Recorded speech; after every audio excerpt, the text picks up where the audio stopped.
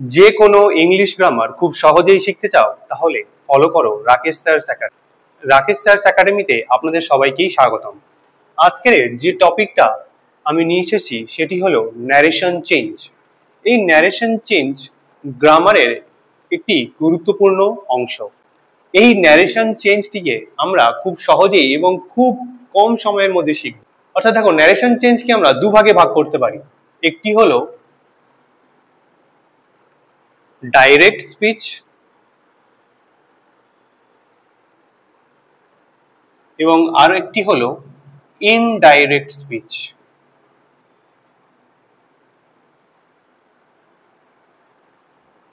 Narration চেঞ্জকে আমরা দুভাগে ভাগ করতে পারি, ডাইরেক্ট স্পিচ এবং ইনডাইরেক্ট স্পিচ। অর্থাৎ প্রশ্ন বেশিরভাগ ক্ষেত্রে ডাইরেক্ট স্পিচে থাকে এবং উত্তর ইনডাইরেক্ট স্পিচে থাকে। এবং এছাড়া কি হয় যে ডাইরেক্ট স্পিচ কেমন হয় এবং ইনডাইরেক্ট স্পিচ কেমন হয় সেটাই আমি দেখিয়ে দিচ্ছি। যে ডাইরেক্ট স্পিচ বলতে কি, যেমন ধরে নাও রাহুল says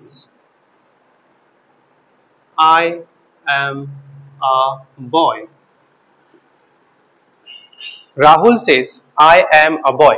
এখানে এটি হলো একটি ডাইরেক্ট স্পিচ। এটি একটি ডাইরেক্ট স্পিচ। অর্থাৎ দেখো এখানে কি কি আছে, এটি হলো রিপোর্টিং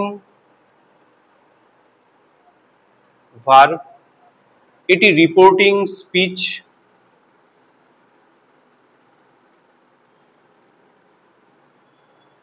এখানে দেখো রাহুল সেজ আই অ্যাম আ বয়। এই যে সেন্টেন্সটা এটি হলো ডাইরেক্ট স্পিচ।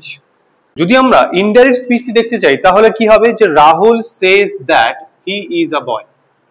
এখানে দেখো রিপোর্টেড ভার্ব, রিপোর্টেড স্পিচ, আর এইটাকে বলা হয় লিঙ্কার।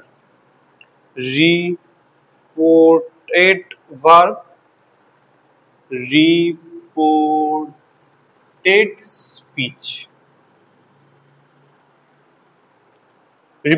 রিপোর্টিং ভার্বটা ইনডাইরেক্ট স্পিচে রিপোর্টেড ভার্ব হয়ে যায় এবং রিপোর্টিং স্পিচটা রিপোর্টেড স্পিচ হয়ে যায়।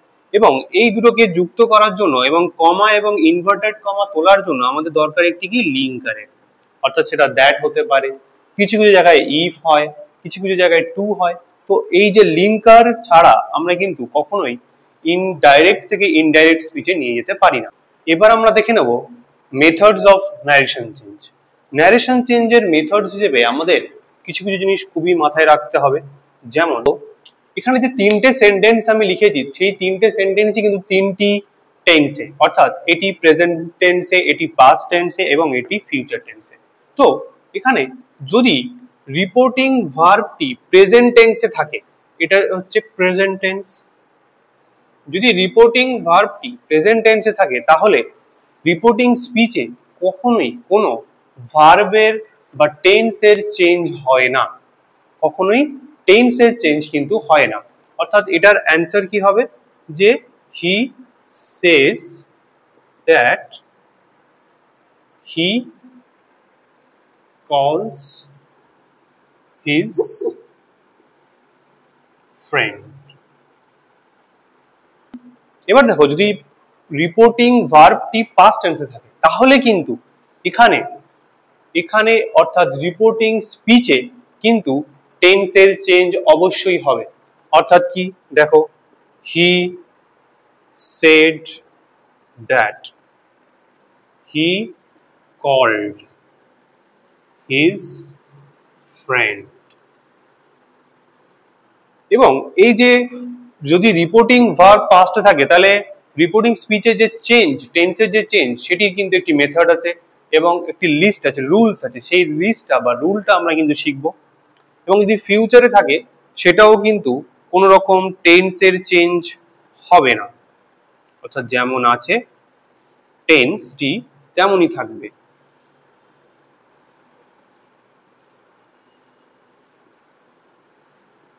ন্যারেশন চেঞ্জের প্রথম যে মেথডস, যেটা খুবই দরকারি, সেটা হলো যে যদি রিপোর্টিং ভার্বটি পাস্টে থাকে, অর্থাৎ যদি হি সেড থাকে বা রাহুল সেড থাকে, তাহলে কিন্তু রিপোর্টিং স্পিচটি চেঞ্জ হবে ঠিক এইভাবে। ডাইরেক্ট স্পিচটি, অর্থাৎ যেটা রিপোর্টিং স্পিচ, ডাইরেক্ট স্পিচটা যদি প্রেজেন্ট সিম্পলে থাকে তাহলে ইনডাইরেক্ট স্পিচটি কিন্তু পাস্ট সিম্পল হবে।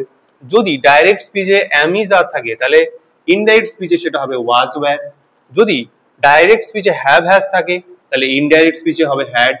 যদি ডাইরেক্ট স্পিচে পাস্ট সিম্পল বা had থাকে তাহলে কিন্তু সেটা হ্যাডই হবে।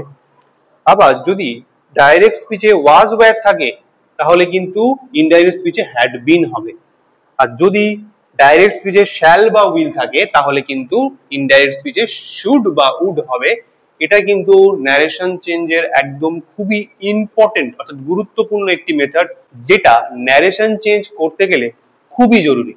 এটা ছাড়া কিন্তু ন্যারেশন চেঞ্জ করা প্রায় অসম্ভব। ন্যারেশন চেঞ্জের আরো একটি মেথড হলো যে ডাইরেক্ট স্পিচে কিছু কিছু এমন ওয়ার্ড আছে যেগুলোকে ইনডাইরেক্ট স্পিচে আমাদের সেম লিখতে পারবো না, অর্থাৎ একই লিখতে পারবো না, সেগুলোকে একটু চেঞ্জ করে লিখতে হয়।